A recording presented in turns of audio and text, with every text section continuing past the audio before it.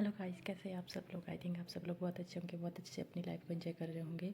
तो चलिए आज फिर से अपने एक नए टॉपिक पे बात करते हैं। आज का जो हमारा टॉपिक रहेगा वो रहेगा कि भगवान के ऊपर। भगवान जी मतलब हम भगवान के बारे में थोड़ी सी जानकारी लेंगे। भगवान क्या है, क्या भगवान होते हैं, क्या वो हमें दिखते हैं या फिर हमारी हेल्प करते हैं, हम भगवान को किस रूप में देखते हैं, ठीक है, और किस रूप में हम उनको देखना चाहते हैं या किस रूप में हम उनको देख सकते हैं।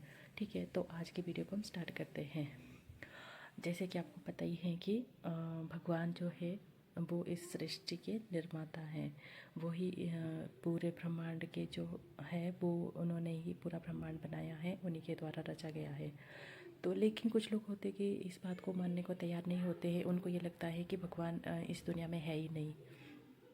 सॉरी फ्रेंड्स, मेरी आवाज़ थोड़ी सी क्लियर नहीं आ रही होगी क्योंकि अभी मेरी तबीयत थोड़ी ठीक नहीं है, गला थोड़ा ख़राब है, इसलिए आवाज़ थोड़ी सी भारी लग रही है, तो आप इसको इग्नोर करना, ठीक है।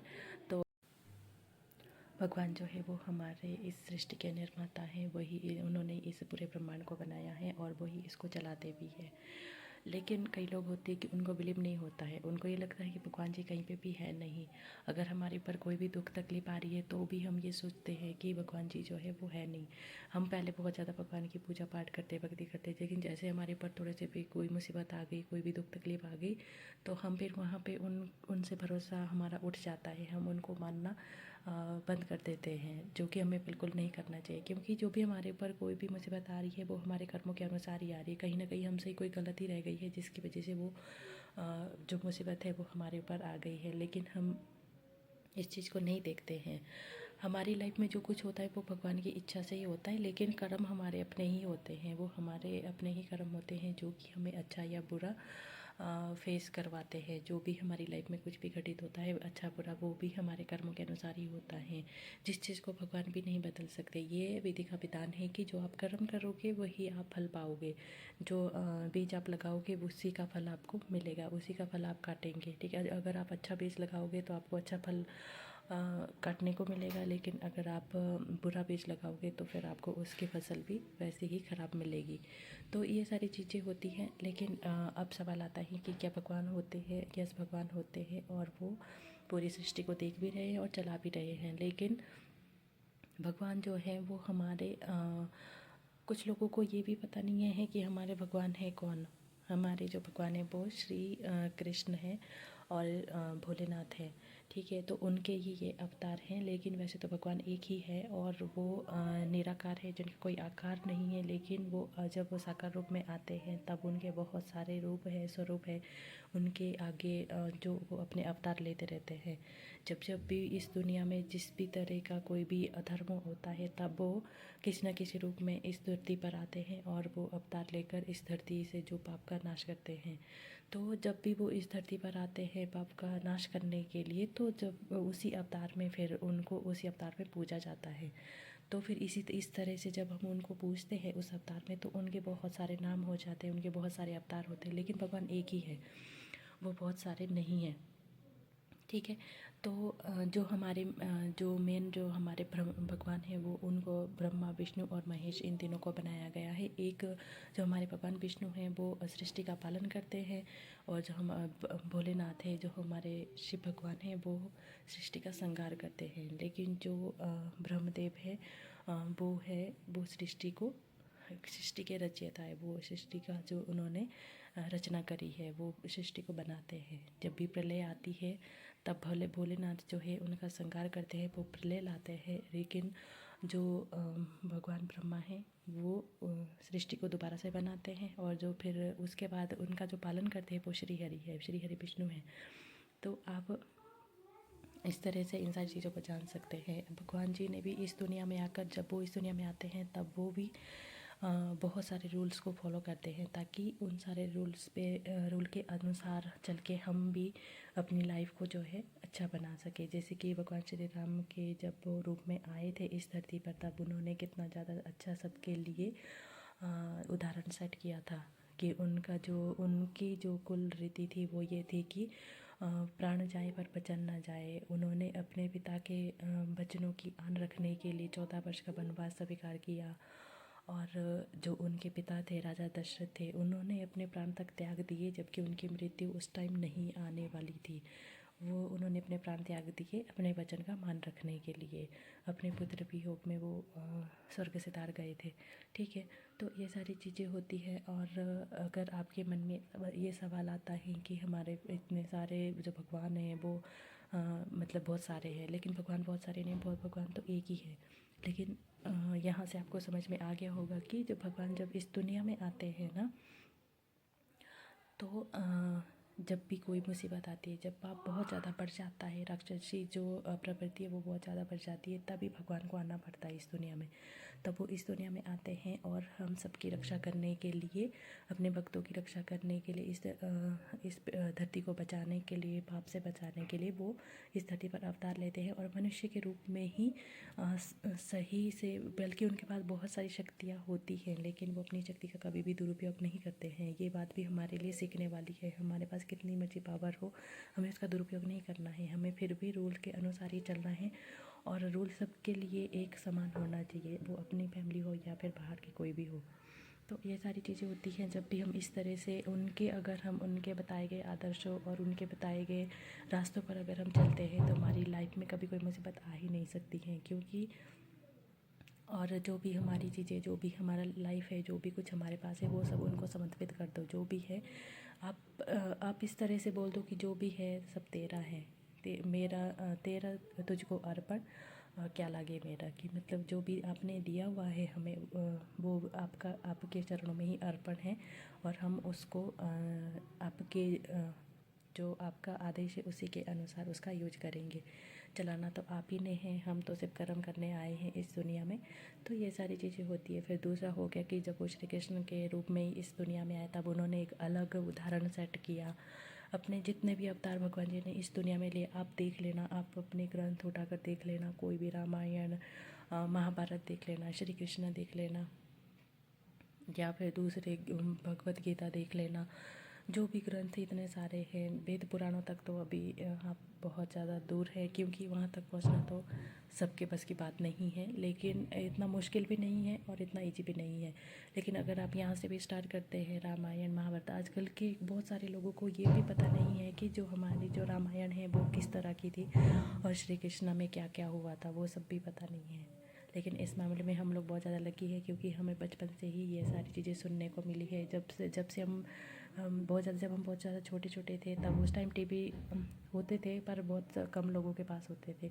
तब श्री कृष्ण और महाभारत जब चलती थी, तब हमें हमारे पेरेंट्स से सुनने को मिलता था। जो भी हम घर में काम करते थे, तब उस टाइम काम भी चल रहा होता था खेतों में कहीं पे भी, और फिर वहाँ पे हमारी श्री कृष्ण और महाभारत चलती रहती थी। बहुत सारी स्टोरीज हमने ऐसी बहुत ज़्यादा सुनी है बचपन में, जो कि आज हमारे काम भी आती है। हमें वो सारी सीख हमारे लाइफ में अभी तक चल रही है। इसलिए जब भी बच्चों को जब भी हम, जो हमारे आजकल के बच्चे हैं, अगर हम उनको अभी से छोटे हैं जब है वो, तब से हम उनको सही से शिक्षा देते हैं, तो वही शिक्षा उनके पास आगे तक रहती है। वही जो संस्कार है उनके आगे तक चलते हैं। और जो हम उनको सिखाते हैं, जो भी हम उनको दिखाते हैं, जो हम कर रहे हैं, वही तो वो देखते हैं, वही सब वो सीखते हैं। इसलिए हमें अपना आचरण बहुत ज़्यादा अच्छे से रखना चाहिए। भगवान के जीवन से हमें कुछ सीखना चाहिए, भगवान की कथाएं उनको सुनानी चाहिए, भागवत सुनाना चाहिए, और ये सारी चीज़ें होती हैं। और मेरे पास भी एक बच्चा है, मेरा एक बेटा है, मैं उसको भागवत पढ़ाती हूँ, वो पढ़ता भी है। उसको बहुत ज़्यादा इंटरेस्ट है, वो भगवान की जो भी जितनी व्रत वाली पुस्तकें होती है, उसमें जो कहानियाँ होती है उनको भी पढ़ता है, और भागवत भी पढ़ता है। तो आपको भी ऐसा करना चाहिए, अपने बच्चों को आदत डलवानी चाहिए। भगवान उनको हनुमान चालीसा पढ़वाना चाहिए सुबह उठ के, कोई भी मंत्र एक या फिर हनुमान चालीसा कुछ भी। तो फिर आपके बच्चों में जो संस्कार अभी से रहेंगे, फिर उनको आदत रहेगी हमेशा के लिए, उनको ध्यान रहेगा, वो कभी भी बिना भगवान का नाम लिए वो कभी भी खाना नहीं खाएंगे। और जब वो इस तरह से उनकी आदत होगी, तो वो कभी भी अपने रास्ते से भटकेंगे नहीं, कभी भी नहीं। मुसीबतें आ सकती है, क्योंकि मुसीबतें आनी तो तय हैं। अगर सुख है हमारी लाइफ में, तो दुख भी आएगा, और अगर दुख है तो सुख तो आएगा। तो ये दोनों चीज़ें जो है, सुख और दुख, हमारी लाइफ के मोस्ट इम्पॉर्टेंट पार्ट है। इनको हम कभी भी एक नहीं कर सकते, या मतलब एक सा नहीं कर सकते। जैसे कि अगर हमारी लाइफ में दुख है, तो अब दुख ही हमेशा के लिए भी नहीं रह सकता है, अगर सुख है तो सुख भी हमेशा के लिए नहीं रह सकता है। थोड़ा बहुत दुख आएगा, लेकिन उस दुख से हमें कैसे निकलना है, उसके लिए हमारे पास पावर होती है। फिर उसके लिए हमारे पास फिर पावर होती है, उसके लिए हमारे पास जानकारी होती है जब हम थोड़ा सा भगवान की भक्ति में बिलीव करते हैं, भगवान की भक्ति जब हम करते हैं। तो ये सारी चीज़ें होती है, थोड़ी छोटी छोटी चीज़ें होती है जो भी हमें मायने रखती है और जो भी हमें ध्यान रखना होता है इन सारी चीज़ों को। तो जब भी भगवान इस दुनिया में जिस भी अवतार में आते हैं तो अपना अलग अलग वो जो है हमारे लिए उदाहरण सेट करते हैं। श्री कृष्णा के अवतार में जब वो आए थे तब उन्होंने सबको प्यार करना सिखाया। प्यार का मतलब गलत नहीं होता है, लेकिन आप लोगों के साथ किस तरह से सबके साथ आप प्यार से रह सकते हैं। जो आजकल चल रहा है वो तो बहुत ही ज़्यादा गलत चीज़ है, लेकिन उन्होंने जो सिखाया था वो शुद्धता सिखाई थी, प्रेम में समर्पण की भगवान के प्रति। जो आप जिसको आप भगवान मानते हो उसके प्रति आपके मन में कितना समर्पण है, कितना ज़्यादा आपके मन में उनके लिए सच्ची भावनाएं होती है। तो ये सारी चीज़ें होती हैं। और उसमें भी ये बताते हैं कि वो रासलीला करते थे। वो रासलीला गलत नहीं था, वो सिर्फ उनके साथ गोपियों के साथ डांस करते थे। और क्योंकि उन्होंने इस रूप में उनको बहुत सारे ऋषि मुनि थे जिन्होंने लाखों वर्षों तक तपस्या की थी, तो उन्होंने सब ने भगवान को पति रूप में पाने की इच्छा करी थी। लेकिन इसके लिए तो बहुत सारे युग लग जाते, क्योंकि वो बहुत सारे ऋषि मुनि थे, तो वो सबके पति नहीं बन सकते थे। इसीलिए उन्होंने वो रासलीला करी थी। वो जो सारी गोपियाँ थी उस युग में, वो सारे ऋषि मुनि वो वाले थे जिन्होंने लाखों वर्षों तक तपस्या करके भगवान को पति रूप में पाने की इच्छा रखी थी। तो भगवान ने उनको ये बताया था कि जब कृष्ण अवतार होगा तब तुम्हारे सबकी इच्छा पूरी होगी, सबके साथ रासलीला होगी। तो वो ऐसे इस तरह से उनके साथ नृत्य करते थे, उनके साथ प्यार से रहते थे, सबके साथ वो रासलीला करते थे। तो ये सारी चीज़ें होती हैं। भगवान बिना कारण से कोई भी ऐसा काम नहीं करते हैं कि भगवान के ऊपर तो हम कोई सवाल उठा ही नहीं सकते हैं। वो तो जो उल्टा काम करते, जो गलत काम करते, वो इंसान ही होते हैं हम, क्योंकि हमारे पास अल्प बुद्धि होती है। भगवान के ऊपर तो कोई सवाल उठा ही नहीं सकता, क्योंकि उनके ऊपर ना किसी की बुराई का असर पड़ता है। बुराइयाँ सब उनसे ही आती है, लेकिन वो मतलब बुराइयों का उन पे बिल्कुल भी असर नहीं होता है। तो ये सारी चीज़ें होती हैं। और फिर जो हमारे देवी देवता होते हैं वो भी आगे से आगे स्थिति को बनाए रखने के लिए होते हैं। फिर उनके अवतार होते हैं, छोटे छोटे होते हैं, क्योंकि अब इतनी बड़ी जो हमारी दुनिया है इसमें भी बहुत सारी जगहें होती हैं। वहाँ पे अलग अलग जगह पे जो भी कुछ भी प्रॉब्लम आ रही है, तो सबके लिए सबको एक एक अलग देवता दिया गया है, ताकि वो वहाँ की स्थिति को बनाए रखे। वहाँ केवल जैसे होता है कि सबके गांव का अलग कुल देवता होता है, सबका अलग कुल देवता होता है, हर घर का, हर गांव का। तो इस तरह से होते हैं। फिर उनके बहुत सारे अवतार होते हैं। आगे से आगे जो पुण्यात्माएं होती है वो आती है इस दुनिया में, फिर वो अवतार लेकर फिर कुछ अच्छा काम करके फिर जो उनके ख़ानदान के लोग होते हैं फिर वो उनको मानते हैं, फिर उनको पूजते हैं, फिर वो उस तरह से फिर देवता बन जाते हैं। तो ये सारी चीज़ें होती है। इस तरह से फिर हमारी जो व्यवस्था है वो चलती है। जैसे आप ये तो मान ही सकते हैं कि हमारे देश का हो गया, देश में कितने सारे लोग हैं जो कि हमारे देश की व्यवस्था को नियंत्रित कर रहे हैं। पीएम हो गए, राष्ट्रपति हो गए, फिर हमारे बहुत सारे ऐसे लोग होते हैं आगे, मतलब कुछ बड़े कुछ छोटे। तो भगवान की इसमें भी यही सब होता है। भगवान भी ऐसे थे, लेकिन जो भगवान है वो एक ही है। उन्हीं के जो अंश होते हैं आगे से आगे वो अवतार लेते रहते हैं और वो इस दुनिया में आते रहते हैं। वो और हमें कुछ ना कुछ सिखाने के लिए आते हैं, कुछ ना कुछ। वो अच्छा काम जब करते हैं तब वो पुण्यात्मा बन जाते हैं और फिर सब लोग उनको पूजते हैं, उनको बहुत ज़्यादा मानते हैं। और फिर इस तरह से फिर हम जो भगवान हैं, हम भगवान किन किन को मान सकते हैं। हम हमारे भगवान, हम तो गुरु को भगवान मान सकते हैं। हमारे जो माता पिता होते हैं उनको भी हम भगवान मान सकते हैं। भगवान किसी भी रूप में आते हैं। और अगर हम देखें तो छोटे बच्चों में तो भगवान होते हैं, अगर उनको भी हम इस तरह से देखें तो फिर उनमें भी हमें जो है भगवान ही दिखते हैं।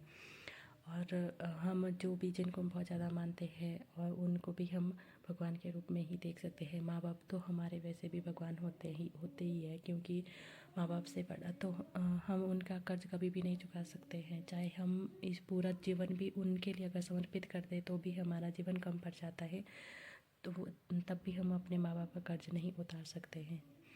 तो उनको अगर हम भगवान की उपाधि दे दें, उनकी पूजा भी करें तो भी कम है, वो उतना भी कम है। फिर हम उनके लिए पूरी ज़िंदगी समर्पित कर देते हैं। लेकिन आजकल के लोगों के मतलब इतने ज़्यादा बुरे हाल है कि कुछ लोग अपने वृद्ध माँ बाप को कहीं पे भी छोड़ देते हैं, उनकी सेवा नहीं करते हैं।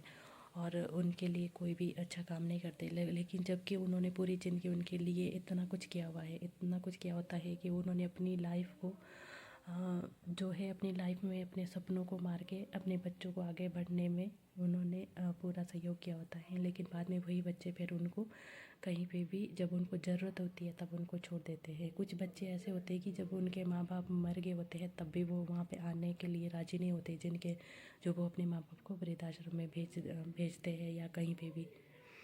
तो ऐसी ऐसी चीज़ें होती हैं। लेकिन आपको जितना भी हो सके आपको रूल के अनुसार चलना चाहिए। तो फिर और अपने माँ बाप की सेवा करनी चाहिए, अपने गुरुजनों का मान रखना चाहिए। तो यहीं पे आपके भगवान होते हैं। फिर जो हमारे भगवान हैं वहाँ वो फिर अपने आप ही खुश हो जाते हैं। उनको खुश करने के लिए आपको कुछ और करने की ज़रूरत नहीं होती है, जहाँ तक मेरा मानना है। लेकिन जो लोग अपने माँ बाप के प्रिय होते हैं ना, उनकी लाइफ में कभी मुसीबत आती भी है ना तो वो चुटकी में निकल जाती है।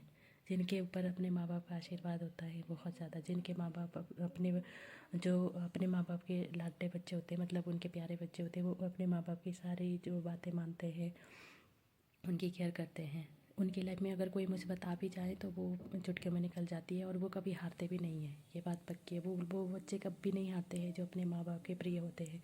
इसलिए आपको हमेशा में अपने माँ बाप का प्रिय बनना पड़ता है और बनने की ज़रूरत है। आप बनिए और अपनी लाइफ को अच्छे से बनाइए और कभी भी आप हारेंगे नहीं, हमेशा आपकी जीत होगी और आप हमेशा आगे बढ़ते रहेंगे। ठीक है, तो आज की वीडियो में मैं सिर्फ इतना ही कहूँगी। अगर आपको मेरी वीडियो थोड़ी भी अच्छी लगी तो प्लीज़ लाइक कर देना, शेयर कर देना और कमेंट भी कर देना और मेरे चैनल को सब्सक्राइब भी कर देना। जिन्होंने मेरे चैनल को सब्सक्राइब किया हुआ है उनको दिल से थैंक यू। आप हमेशा आगे बढ़ते रहिए, हैप्पी रहिए और अपनी लाइफ को एंजॉय करिए। Thank you so much.